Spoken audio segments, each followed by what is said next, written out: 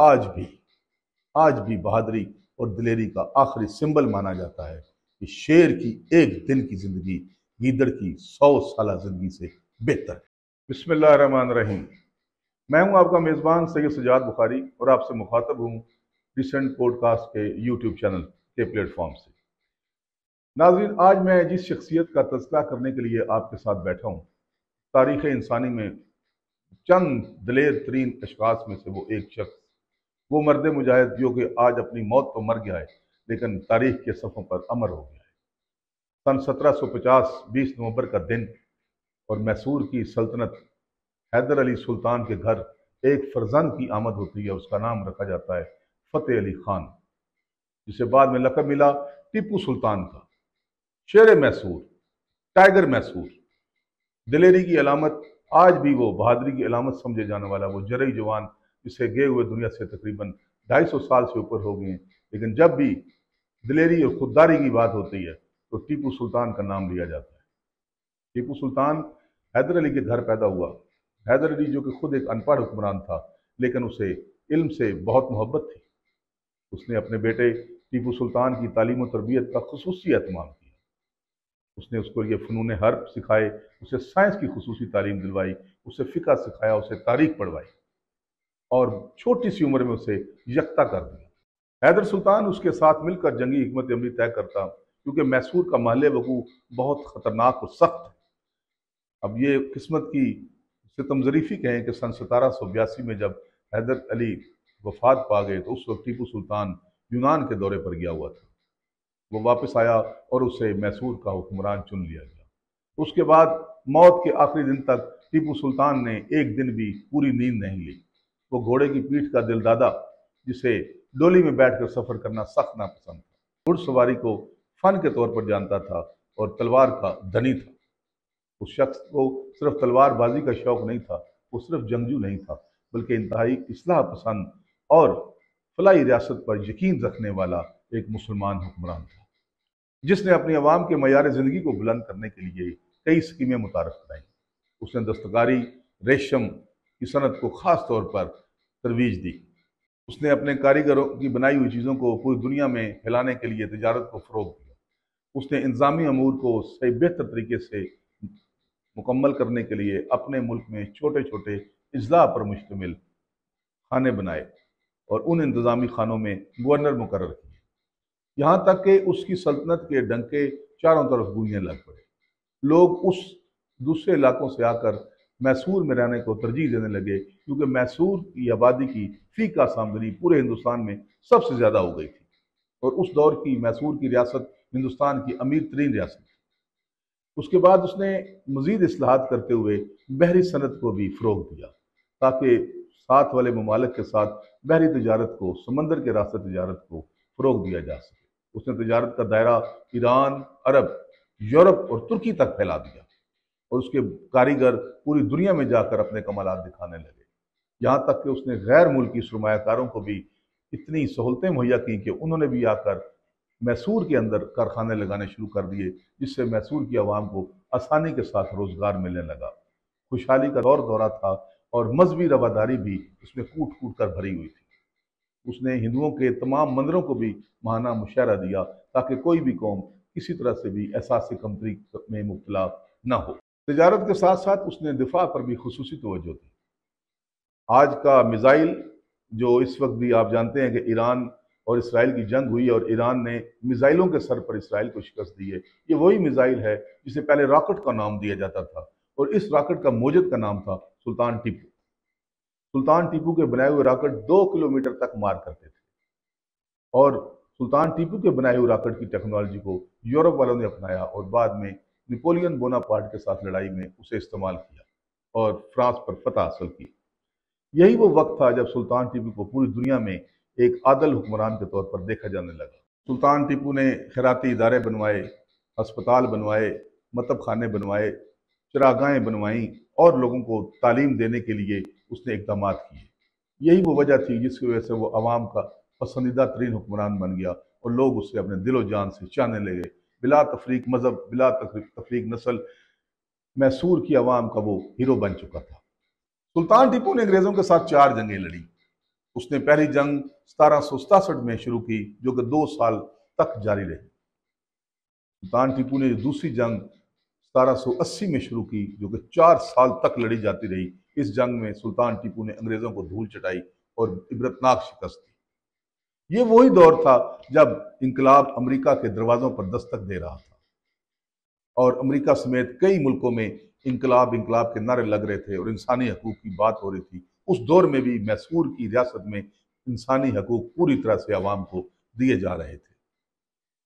और मजे की बात यह है कि इस जंग में रियासत फ्रांस मैसूर की रियासत की हलीफ थी और अंग्रेजों के खिलाफ लड़ी थी। तीसरी जंग में, जो कि सुल्तान को शिकस्त का सबब बनी थी, उसमें अंग्रेजों ने मराठों को अपने साथ मिलाया और सुल्तान की रियासत का काफी बड़ा रकबा हथिया लिया। उसके बाद लड़ी जाती है चौथी जंग। ये वो जंग है जिसका सूरज गरूब हुआ तो मैसूर की सल्तनत एक इंतहाई आदल और मेहरबान हुक्मरान से महरूम हो गई। सुल्तान टीपू, जो कि हिंदुस्तान की ज़मीन पर खुददारी, फतह और गैरत का निशान समझा जाता है, इसी जंग में शहीद हुआ। सुल्तान टीपू बेबसी की मौत नहीं मरा, सुल्तान टीपू बुज़दिली की मौत नहीं मरा। सुल्तान टीपू अपने ही दोस्तों की गद्दारी की वजह से इस दुनिया से रुखसत हुआ। मीर सादक नाम का वजीर और उसके हवारी, जिन्होंने आखिरी वक्त में सुल्तान को दगा दिया, ये वही लोग थे जिन्हें सुल्तान पहले भी गद्दारी पर माफ़ कर चुका था और सुल्तान की गद्दारों को माफ़ करने की आदत ही उसकी मौत और शिकस्त का मेन सबब बनी थी। जिससे हमें तारीख से एक बहुत बड़ा सबक मिलता है कि गद्दारों को कभी भी माफ़ नहीं करना चाहिए। सुल्तान टीपू ने इस जंग में अपने हलीफ फ्रांस से भी, यानी नेपोलियन से मदद मांगी, मगर उसने मदद देने से इनकार कर दिया। सुल्तान टीपू ने मुसलमान रियासत तुर्की से मदद मांगी तो तुर्की के बादशाह ने उसे अंग्रेज़ों के साथ सुलह करने की सलाह दी। सुल्तान टीपू ने अपने पड़ोसी अफगानिस्तान से मदद मांगी तो अफगानिस्तान के वाली ने उसे मदद देने का वादा किया, मगर बाद में मदद से मुकर गया। सुल्तान टीपू अकेला ही लड़ा, जिसमें मराठे भी थे, अंग्रेज भी थे और साथ में जितनी भी रियासतें थीं वो भी अंग्रेज़ों की हम नवा हो चुकी थी, अपनों की गद्दारी थी। तब सुल्तान टीपू को जंग के दौरान उसकी फौज के चंद वफादार दोस्तों ने कहा कि हम आपको यहाँ से जिंदा निकाल कर ले जाते हैं। तो सुल्तान टीपू ने वो जुमला कहा जो आज भी बहादुरी और दिलेरी का आखिरी सिंबल माना जाता है कि शेर की एक दिन की जिंदगी गीदड़ की 100 साल जिंदगी से बेहतर है। सुल्तान टीपू का यह एक जुमला कई कौमों की 100 साल की हुकूमत से अफजल है। आज भी हुर्रियत पसंद और आज़ादी के मतवाले सुल्तान टीपू को सबसे बेहतरीन किरदार मानते हैं उसको फॉलो करने के लिए।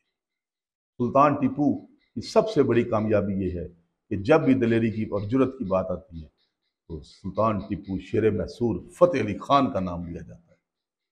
सुल्तान टीपू की शख्सियत को देखें तो दरमियाने कद का, पतली कमर, ऊंचा नाक और चौड़े माथे वाला वो जवान जो हर वक्त घोड़े की पीठ पे नजर आता था, अवाम के दरमियान रहना पसंद करता था और अवाम के साथ ही जीना मरना था, अवाम की ही फलाह बहबूद के लिए इक़दामात करता हुआ वो सुल्तान टीपू, जिसकी सिर्फ दिलेरी की बातें की जाती हैं, मगर उसके अदब के साथ उसकी मोहब्बत को आज भी नज़रअंदाज किया गया।